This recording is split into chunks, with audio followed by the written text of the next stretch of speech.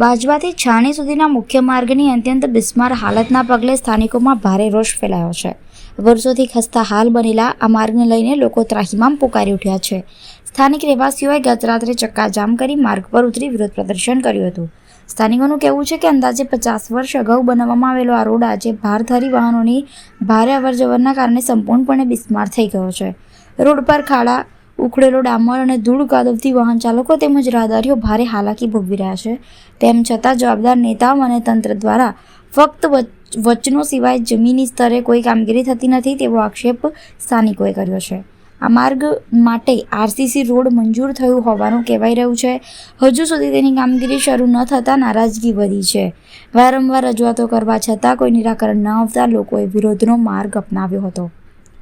સ્થાનિક અગ્રણી રાજુભાઈ માસ્તરે જણાવ્યું હતું કે જનતા લાંબા સમયથી રોડ બનાવવા રજૂઆતો કરી રહી છે, પરંતુ પરિણામ શૂન્ય છે.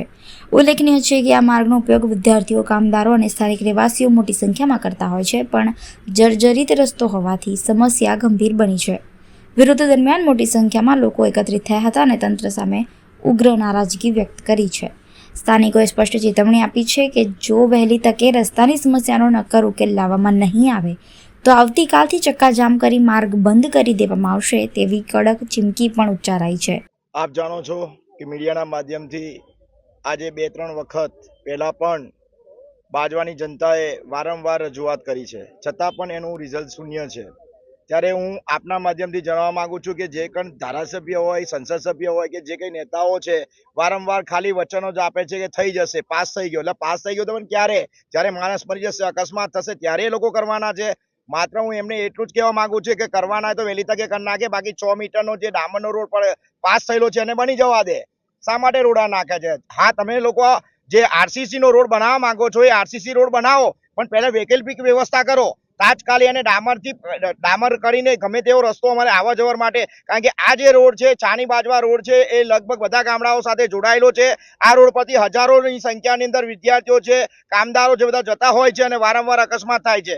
જેથી કરીને આવી લોલીપોપ આપવાનું બંધ કરી દે અને વહેલી તકે આનું નિરાકરણ લાવે, નહીં તો આનાથી ચક્કાજામ કરીને કાલથી બિલકુલ રોડ બંધ કરી દેવામાં આવશે. માન્ય ધારાસભ્યશ્રીએ કીધું કે પાસ થઈ ગયું. અમારે વચ્ચે અમારા પ્રિય મિત્ર કાનાજીએ જ કીધું હતું કે આરસીસી રોડ મંજૂર થઈ ગયો છે, પણ મને તો ક્યાંય દેખાતું નથી. કારણ કે 25 તારીખથી કોર્પોરેશન ડિસોલ્વ થવાનું છે અને ઇલેક્શન ડિક્લેર થશે. એટલે ઇલેક્શન થશે એટલે 6 મહિના સુધી આરસીસી રોડ ક્યાંય મને દેખાતો નથી.